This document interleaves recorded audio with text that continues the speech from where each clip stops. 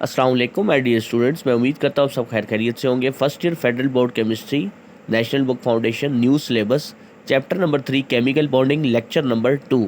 आज के लेक्चर में हम nature of bond in terms of polling electronegativities values को देखेंगे।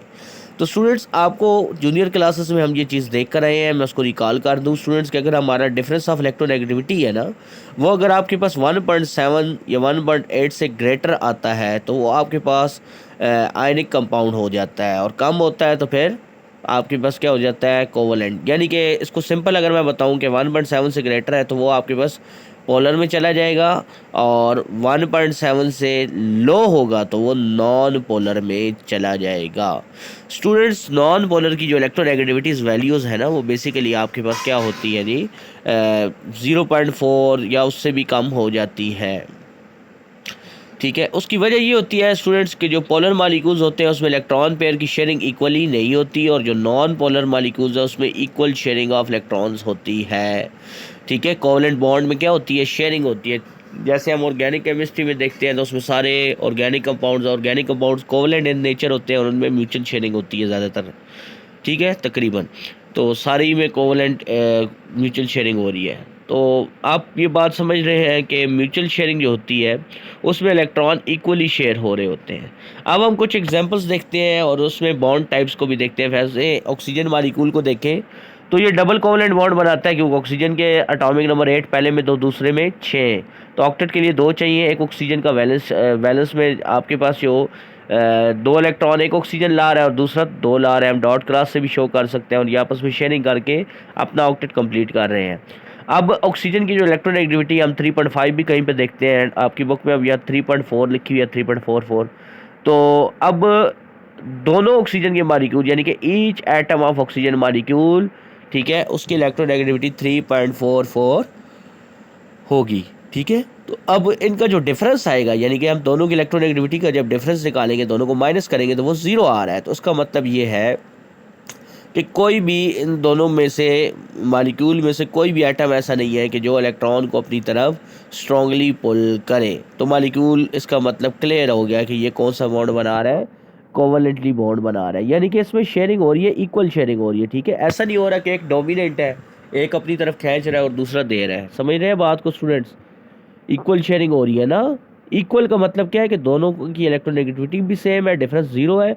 तो कोई एक मालिक्यूल ऐसा नहीं है, दोनों में से कोई एक एटम, ऑक्सीजन एटम ऐसा नहीं है कि जो दूसरे ऑक्सीजन एटम के मुकाबले में ज़्यादा फोर्स लगा रहा है, अपनी तरफ खींच रहा है। तो इलेक्ट्रोनेगेटिविटीज़ में शेयरिंग होती है, इलेक्ट्रॉन पेयर को अपनी तरफ अट्रैक्ट कर रहा होता है ना। तो स्टूडेंट्स, इससे बात ये क्लियर हो गई है कि इलेक्ट्रोनेगेटिविटी का डिफरेंस भी 0 है एक तो, और सेकंड आपको पता है कि सेम चार्जेस होते हैं, और इलेक्ट्रोनेगेटिविटी का डिफरेंस भी 0 है। और गेनिंग पावर आपकी इलेक्ट्रोनेगेटिविटी किसको कहते हैं, शेयर पे इलेक्ट्रॉन को अपनी तरफ खींचना। तो दोनों ऑक्सीजन मालिक्यूल्स के दोनों एटम जो है वो बेसिकली इलेक्ट्रॉन को इक्वली आपस में शेयर कर रहे हैं, कोई एक की ज़्यादा नहीं है दूसरे से। तो इसका मतलब क्या है कि ये नॉन पोलर है। उम्मीद करता हूँ 100% आपको ये चीज़ क्लियर हो चुकी होगी। अब पोटाशियम क्लोराइड की बात करें जो कि कायनिक कंपाउंड बनाता है। पोटाशियम का एटॉमिक नंबर 19 है, पहले में 2, दूसरे में 8, फिर 8 और फिर वैलेंस में 1। ठीक है, यानी कि इसके के शेल में 2 है, एल में पूरे 8 है, और एम शेल में इसके टोटल 9 इलेक्ट्रॉन्स आते हैं। और ये वैलेंस में जब ये एक लूज़ करता है तो पीछे इसका ऑक्टेट कंप्लीट होता है, यानी कि आयनिक बॉन्ड बनाएगा। पोटाशियम दे रहा है 1 इलेक्ट्रॉन, दूसरी साइड जानिब क्लोरीन जो कि हैलोजन है, क्लोरीन को ऑक्टेट के लिए 1 चाहिए, तो क्लोरीन गेन कर रहा है +1 -1, तो अपोजिटली चार्ज आ रहा है। अब इनकी जो डिफरेंस ऑफ इलेक्ट्रोनेगेटिविटी अगर हम देखें ना, तो वो आ रही है। अब जो कंपाउंड पोटेशियम का है उसकी इलेक्ट्रोनेगेटिविटी है 0.82, और क्लोरीन के एटम की जो इलेक्ट्रोनेगेटिविटी आ रही है वो आ रही है 3.16। ठीक है, तो क्लोरीन जो है वो ज़्यादा इलेक्ट्रोनेगेटिव हो रहा है, वो पोटेशियम के इलेक्ट्रॉन्स को अपनी तरफ खींच रहा है। समझ रहे हो बात को? अब 3.16 और 0.82 का अगर हम डिफरेंस लेना, दोनों की इलेक्ट्रोनेगेटिविटी को माइनस करें, ठीक है, हायर में से लोअर, किसकी ज़्यादा है स्टूडेंट्स इलेक्ट्रोनेगेटिविटी? क्लोरीन की। इसकी इलेक्ट्रोनेगेटिविटी में से हम पोटेशियम की जब 0.82 माइनस करते हैं तो हमारे पास डिफरेंस ऑफ इलेक्ट्रोनेगेटिविटी 2.34 आती है। फर्स्ट केस ऑक्सीजन में 0 थी। तो इसका मतलब ये हुआ स्टूडेंट्स कि इलेक्ट्रोनेगेटिविटी जो है वो 1.7 या 1.8 से ग्रेटर है। तो मैंने स्टार्ट ही में आपको बता दिया था कि इसका मतलब स्टूडेंट्स आपका बॉन्ड जो है वो आयोनिक है। क्लियर है स्टूडेंट्स। क्लोरीन का इलेक्ट्रोनेगेटिविटी ज़्यादा होने की वजह से एक्सक्यूज मी पोटेशियम के इलेक्ट्रॉन्स को ये अपनी तरफ टाइटली स्ट्रांगली खींच रहा है, ठीक है, क्योंकि क्लोरीन जो है वो ज़्यादा इलेक्ट्रोनेगेटिव है। हेलोजन फैमिली सारी इलेक्ट्रोनेगेटिव है वैसे तो, क्लोरीन सबसे ज़्यादा है। लास्ट केस लेते हैं स्टूडेंट्स, हाइड्रोजन क्लोराइड। ये भी अपोजिटली चार्ज है, अपोजिटली चार्ज होते जाए तो हमें एक क्लू मिल जाता है कि ये पोलर है। मजीद कन्फर्मेशन हम इसकी इलेक्ट्रोनेगेटिविटी में देख लेते हैं। हाइड्रोजन की इलेक्ट्रोनेगेटिविटी है 2.1 भी हम कहीं पर देखते हैं, 2.2 भी देखते हैं, हमारे कोर्स में 2.20 लिखी हुई है।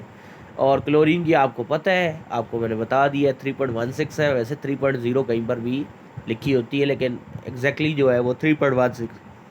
दोनों का अगर आप डिफरेंस निकाल रहे हैं तो अगर सबसे पहले तो स्टूडेंट्स ये बात क्लियर कर रहे हैं जो कि मैं आपको बता रहा हूँ, क्लोरीन ज़्यादा इलेक्ट्रोनेगेटिव है, इसकी इलेक्ट्रोनेगेटिविटी की वैल्यू ज़्यादा है, तो क्लोरीन हाइड्रोजन को अपनी तरफ क्या करेगा, स्ट्रांगली पुल करेगा। ये बात क्लियर हो गई।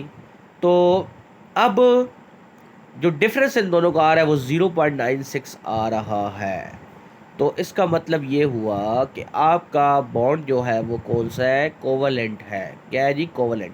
अब कोवलेंट में स्टूडेंट्स दो केसेस आते हैं। कितने केसेस आते हैं, दो केसेस।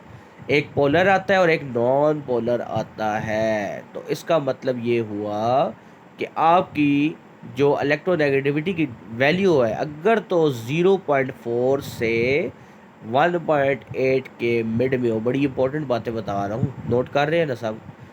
0.4 से 1.8 के बिटवीन आता है तो आपके पास वो पोलर कोवलेंट बॉन्ड होता है। और अगर आप लोगों के पास 1.7 या 1.8 से भी ग्रेटर हो जाता है तो वो आपके पास स्टूडेंट्स हो जाता है क्या, आयोनिक। और अगर 0.4 से भी बिलो होता है, इसकी मैं एग्जांपल कोड कर देता हूँ स्टूडेंट्स।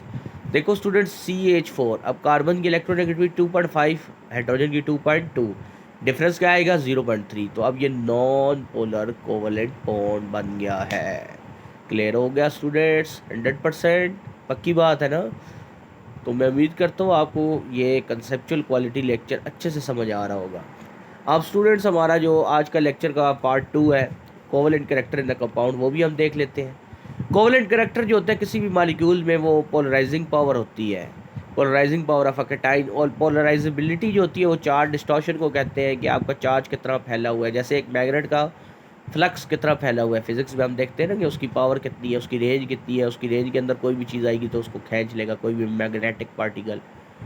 तो इसका मतलब ये हुआ कि साइज़ जब बड़ा है तो आपकी पोलराइजेबिलिटी ज़्यादा है, क्योंकि इलेक्ट्रॉन की डिस्टॉर्शन ज़्यादा, इलेक्ट्रॉन का चार्ज फैला ज़्यादा हुआ है। ये बात तो एक तो पहले बांध लें। तो अब जो कैटाइन आ रहा है, पोलराइजिंग पावर किस पर डिपेंड कर रही है, ऑक्सीडेशन स्टेट पर डिपेंड कर रही है। जितनी पोलराइजिंग पावर कैटाइन की ज़्यादा होगी उतना ज़्यादा कोवलेंट कैरेक्टर भी ज़्यादा होगा। ये बात याद रखना, ठीक है। यानी कि आपके पास ऑक्सीडेशन स्टेट जो है ना, पोलराइजिंग पावर जितनी ज़्यादा होगी उतनी कोवलेंट कैरेक्टर। यानी कि स्टूडेंट्स आपके पास, अब इस बात को मैं सिंपल कर रहा हूँ, जब एटम इलेक्ट्रॉन लूज़ करता रहता है तो पॉजिटिव चार्ज बढ़ते जाते हैं। जितने ज़्यादा इलेक्ट्रॉन एटम लूज़ करता है सॉरी, उस पर उतने पॉजिटिव चार्ज ज़्यादा होते हैं। जब पॉजिटिव चार्ज ज़्यादा हो रहे हैं तो समझो कि उसकी पोलराइजिंग पावर जो है वो ज़्यादा है और उसमें अब करेक्टर कोवलेंट आ रहा है। क्यों? क्योंकि स्टूडेंट ज़्यादा लूज़ कर रहे हैं तो इलेक्ट्रॉन लूज़ होते होते होते अब उसका एटम का जो साइज़ है वो कम हो रहा है, क्योंकि शेल्स जो है वो रिमूव होते जा रहे हैं, क्योंकि इलेक्ट्रॉन निकलते जा रहे हैं। अब साइज़ कम होने से न्यूक्लियस और वैलेंस इलेक्ट्रॉन का फासला जो है वो कम हो रहा है, तो अब वो कोवलेंटली बॉन्ड बनाने के लिए तैयार हो रहा है। ठीक है स्टूडेंट्स, क्लियर हो गया 100%। अब एल्यूमिनियम क्लोराइड, इसका फार्मूला लिख लो, AlCl3। क्यों? क्योंकि एल्यूमिनियम +3 वैलेंसी शो करती है, एल्यूमिनियम का एटॉमिक नंबर 13 है और बोरॉन फैमिली से ये ताल्लुक़ रखती है। P ब्लॉक का ये पहला ग्रुप है, तो एल्यूमिनियम का 13 है, पहले में 2, दूसरे में 8, वैलेंस में 3। जब एल्यूमिनियम 3 लूज़ करता है तो वैलेंसी +3, क्लोरीन की -1 × 3, तो ये बैलेंस हो गया। क्लोरीन की तो होती -1 है। ठीक है स्टूडेंट्स, ज़्यादातर केसेस में। अब एल्यूमिनियम क्लोराइड जो है ये कोवलेंट नेचर का होता है मैग्नीशियम क्लोराइड की निस्बत। मैग्नीशियम क्लोराइड MgCl2, क्योंकि मैग्नीशियम की +2 है ना, तो क्लोरीन -1 × 2 है। तो एल्यूमिनियम क्लोराइड की ऑक्सीडेशन स्टेट जो है वो +3 ऑलरेडी एक्सप्लेन कर चुका हूँ। मैग्नीशियम की जो है वो +2 है। अब एल्यूमिनियम की जो पावर है, पॉजिटिव चार्ज ज़्यादा है तो उसकी पोलराइजेबिलिटी ज़्यादा है। पोलराइजेबिलिटी ज़्यादा होने की वजह से ये इलेक्ट्रॉन्स को खींचने की पावर इसकी ज़्यादा है, चूँकि एटम का साइज़ छोटा हो रहा है। इलेक्ट्रॉन एल्यूमिनियम ने 3 लूज़ की है उस वजह से। तो कोवलेंट करैक्टर जो हो जाएगा वो अब उसमें डेवलप हो रहा है। यानी सिंपल सी बात है स्टूडेंट्स, जितना ज़्यादा एटम इलेक्ट्रॉन लूज़ करता जा रहा है उतना उसका साइज़ छोटा हो रहा है, उतनी उसकी पोलराइजेबिलिटी जो पावर है उसके ऊपर ऑक्सीडेशन स्टेट सॉरी जो बढ़ती जा रही है। और इसका मतलब ये हो गया कि अब उसके अंदर कोवलेंट करैक्टर ज़्यादा हो रहा है। तो ये था स्टूडेंट्स हमारा आज का क्वालिटी लेक्चर।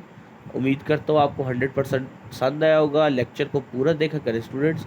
आप आधा लेक्चर देख के स्किप कर देते हैं तो उसमें बहुत सारी कॉम्प्लेक्सिटीज़ रह जाती हैं, ठीक है, और अच्छे से समझ नहीं आ रहा होता। तो एक एक बात जो मैं बोल रहा होता हूँ वो बहुत इंपॉर्टेंट होती है। एक्स्ट्रा पॉइंट्स जितने मैं आपको बता रहा होता हूँ काइंडली वो बुक्स पर लिख लिया करें, नोटबुक्स पे नोट कर लिया करें।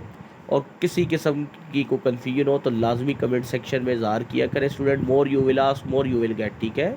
इसमें किसी किस्म का कोई टेंशन थोड़ी है। आपके सर आपको हर एक चीज़ एक्सप्लेन करने के लिए हर वक्त अवेलेबल है। तमाम एफर्ट्स आप लोगों के लिए ही है, ठीक है स्टूडेंट्स। अपनी राय का इज़हार, लेक्चर आपको कैसा लगा और अपनी जो किसी किस्म की आपकी राय का इज़हार करना चाहते हैं तो कमेंट सेक्शन में लाजमी करें। आपको बहुत जल्द आंसर भी मिल जाएगा। तो नेक्स्ट लेक्चर में मिलते हैं जिसमें हम डायपोल मूवमेंट एक इम्पॉर्टेंट टॉपिक पर बात करेंगे। तब तक के लिए इजाज़त दीजिएगा। अस्सलाम वालेकुम।